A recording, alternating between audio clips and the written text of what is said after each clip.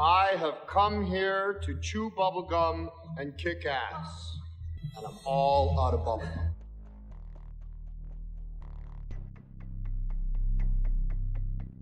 They Live is held in very high regard by conspiracists, especially if you're a movie buff like myself. This movie was, or is, The Matrix of the 80s, a film that portrays a sinister hidden reality most people can relate to because they know deep down that something in the world just isn't right. Though the movie often seems cheesy, it nonetheless conveys a strong message about the elite of the world and its utilization of mass media to keep the population under control. The star of the movie, Roddy Piper, was noted on Twitter saying, "They Live is a documentary." This was roughly 2 years before he died in 2015. Of course he was joking, at least a little bit, right? This movie is one of those rare subversive stories that forces viewers to question their world and their surroundings. Because despite the fact that the movie is about ghoulish aliens, it communicates truths to the viewers that are only alluded to in mainstream movies. In fact, looking deeper into the storyline, one might realize that there's probably more science than fiction in this story. Are the aliens in the movie an imaginative way to portray the world's elite, those who secretly run the world, those that we call the Illuminati? Let's revisit this cult classic and see how it describes the hidden rule of the elite. Right from the beginning, as we see Nada walking around Los Angeles with his backpack, the movie sets a particular mood. Something is not quite right. There is a sense of impending doom in the air. Poverty is rampant, helicopters fly all around the city, and street preachers speak of soulless beings that rule the world. They have taken the hearts and minds of our leaders. They have recruited the rich and the powerful, and they have blinded us to the truth. Our human spirit is corrupted. Why do we worship greed? Because outside the limit of our sight, feeding off us, perched on top of us from birth to death, are our owners. Our owners, they have us, they control us, they are our masters. Wake up, they're all about you, all around you. Is the preacher's description of the masters applicable to the Illuminati? As we follow Nada's aimless drifting across the city, the camera often focuses on people gazing blankly at television screens, mindlessly absorbing the feeble messages it communicates. Regular Joes appear to truly enjoy their television shows, until an obscure organization hacks the airwaves to broadcast subversive messages about the hidden rulers of the world. Natural looking, easy to apply nails, pre-colored in 7 luscious hues. Just... Our impulses are being redirected. We are living in an artificially induced state of consciousness that resembles sleep. Oh, goddamn hacker, that second time tonight that asshole's cut in. The movement was begun 8 months ago by a small group of scientists who discovered, quite by accident, these signals being sent through... Thing's giving me a headache. Yeah, tell me about it. Must took the hackers months to figure out how to do this. The poor and the underclass are growing. Racial justice and human rights are non-existent. They have created a repressive society, and we are their unwitting accomplices. Their intention to rule rests with the annihilation of consciousness. We have been lulled into a trance. They have made us indifferent to ourselves, to others. We are focused only on our own gain.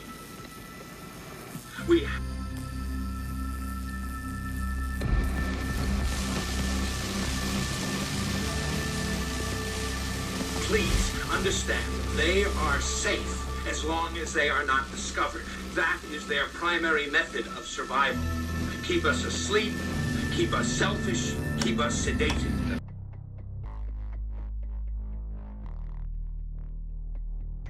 The average Joes who watch this pirated TV broadcast all get a massive headache. The raw truth is indeed too much for most people to bear. One such viewer switches the channel after telling the guy on TV, blow it out your ass. Just like today, most people do not want to hear about this kind of stuff. They just want to go back to playing on their phone or mindlessly viewing television.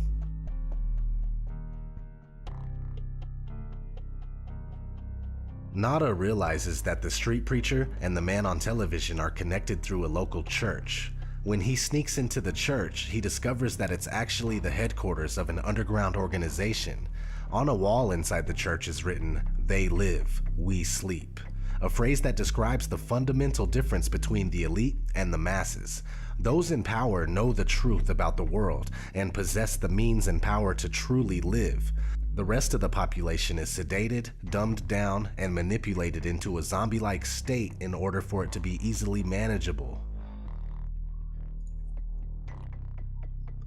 Nada learns that the rebellious organization is attempting to recruit people to take down the rulers. However, a few days later, Nada sees just what happens to those who plot against those in power. Helicopters, bulldozers, and police in full riot gear raid the place, destroy everything, and arrest the members of the underground organization. That is how the elite respond to contrary views. After witnessing the violent police shakedown, Nada begins to realize that something is wrong in America. The guy who believed in working hard and following the rules is starting to believe that something is completely out of place here. Determined to learn more, Nada re-enters the church and finds a few interesting things. First, "They live, we sleep" has been painted over. They don't want that message to be known. More importantly, Nada discovers a box full of sunglasses. While the sunglasses appear on the surface to be worthless, they actually provide Nada with the greatest gift of all, the truth. When he has the sunglasses on, Nada sees through the smoke and mirrors projected by advertisement and mass media. He only sees the core of their message and the only reason why they exist. No matter which magazine Nada flips open, he sees the same subliminal messages, which tells a lot about the true function of celebrity and fashion magazines. Despite the fact that they are all different, they all ultimately serve the same purpose, to reinforce messages from the elite to the masses. Nada also quickly understands the truth about money. It brings a whole new meaning to the phrase, "In God we trust." Nada's most shocking discovery concerns the people around him. Some people are not human. They are from another race that has infiltrated society. Nada realizes that they are everywhere and that they hold positions of power, like this politician giving a speech on television.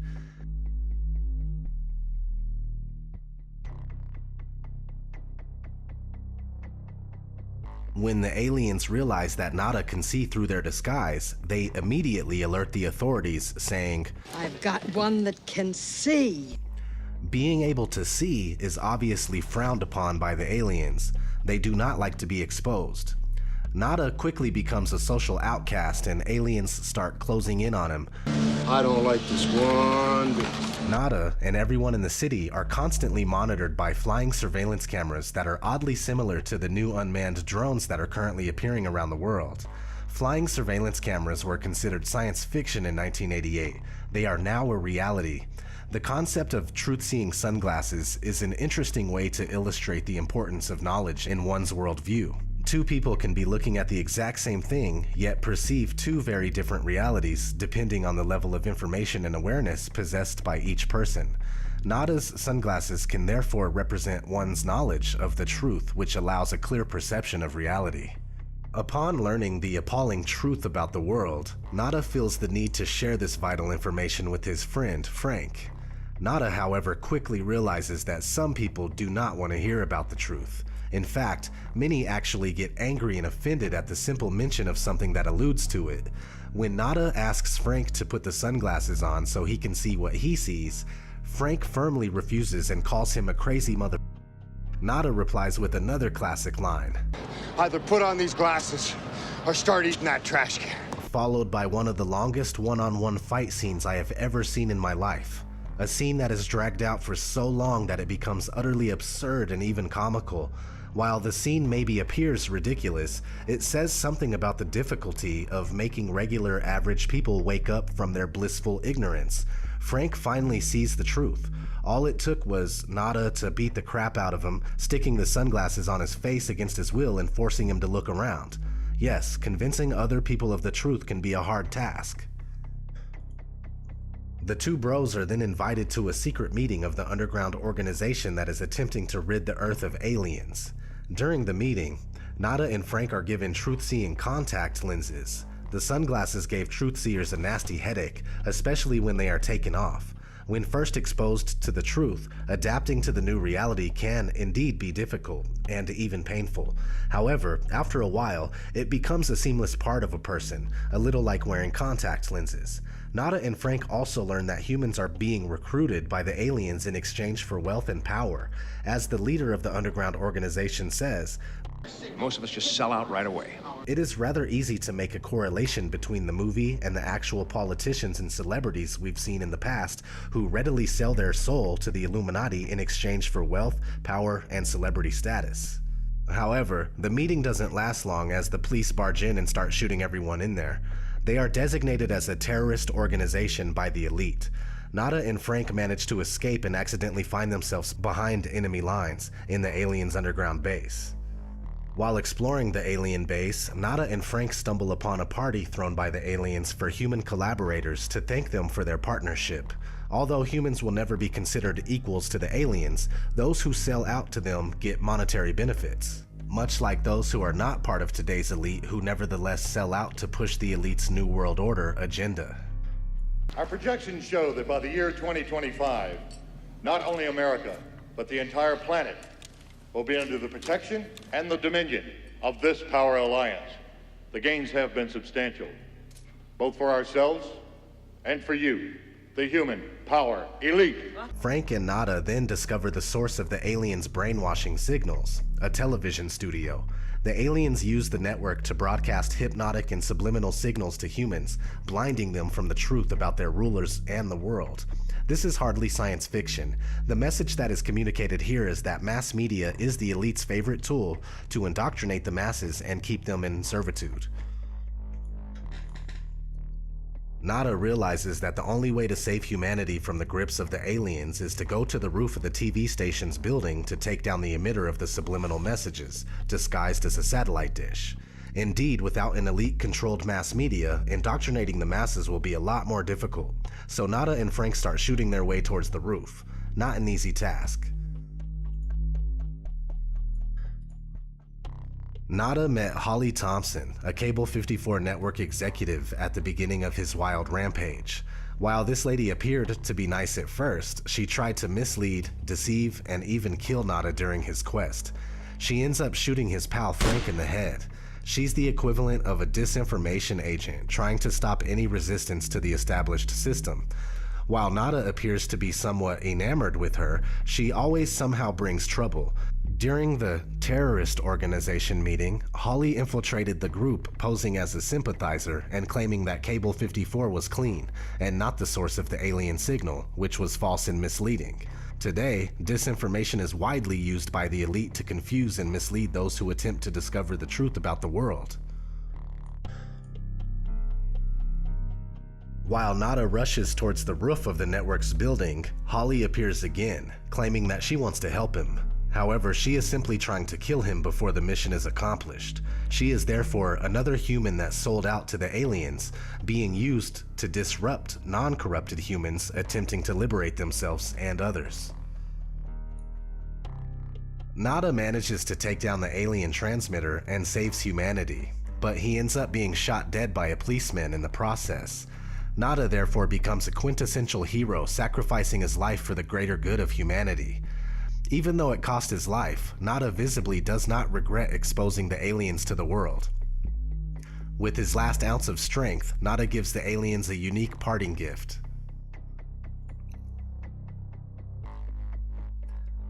Once the aliens' satellite dish is down, the masses are able to see the world as it is. The aliens' ugly faces are exposed to the world. TV viewers all over now realize that those giving the daily news were also those who controlled them.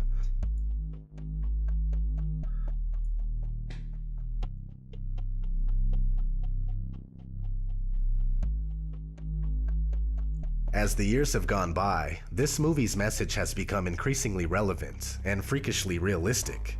In the movie, the rulers are portrayed as a completely different race that perceive humans as inferior, something that can easily be correlated to the attitudes of the bloodlines of the Illuminati, or even the Zionist Jews that refer to all non-Jews as Goyim. Working behind the scenes, this secretive elite constantly work towards a creation of a worldwide system that would serve its interests, a new world order, ruled by a one-world government. To facilitate the ruler's work, the masses are kept in the dark and are distracted with the fake puppet show that is politics, and the no independent thought programming that is the mass media. They Live can indeed be interpreted as a documentary on the thorough and systematic conditioning of human experience in order for a hidden elite to covertly control, manipulate, and exploit the masses. You still don't get it, do you, boys? There ain't no countries anymore. No more good guys. They're running the whole show. They own everything, the whole goddamn planet. They can do whatever they want.